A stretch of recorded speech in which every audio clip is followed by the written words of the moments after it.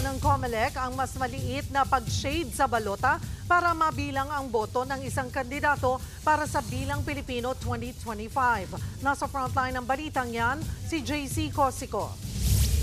Kahit ganito lang kaliit ang pagkakashade sa bilog sa tabi ng pangalan ng kandidato sa balota para sa Bilang Pilipino 2025, mabibilang na ang boto. Aprobado na kasi ng COMELEC ang pagbaba sa 15% ballot shading threshold. Ito yung laki na dapat itiman ng mga botante para mabasa ng automated counting machine ang boto. Pero pakiusap ng COMELEC, itiman pa rin ang buong bilog. Pag kasi mababa sa 15% ang nashadan, hindi na mababasa at mabibilang ang boto.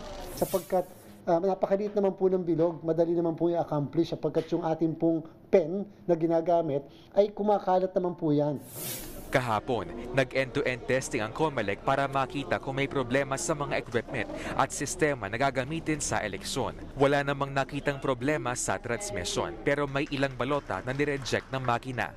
Sapagkat masyado siyang madulas. And therefore, ibig sabihin, hindi ganong klaseng papel ang dapat dyan. So, i-adjust lang naman yon. Ayon sa COMELEC, ngayong linggo ay naasahang matatapos ang paggawa sa lahat ng 110,000 ACMs. Sa ngayon, nasa 80,000 ACMs na ang dumating sa Pilipinas. At sa ikalawang linggo na Nobyembre, target makumpleto ang delivery mula Korea. Sa kauna-unahang pagkakataon, magkakaroon din ng ACM Repair Hub ang bawat probinsya. Pag may nasira, nagkaproblema sa makina, sa mga SD cards, sa mga cards, etc., ay pwedeng doon kagad itakbo. Nagbabalita mula sa Frontline, JC Cosico, News 5. Mga kapatid, Cheryl Cosim po, huwag maging huli at maging una sa lahat sa balitaan.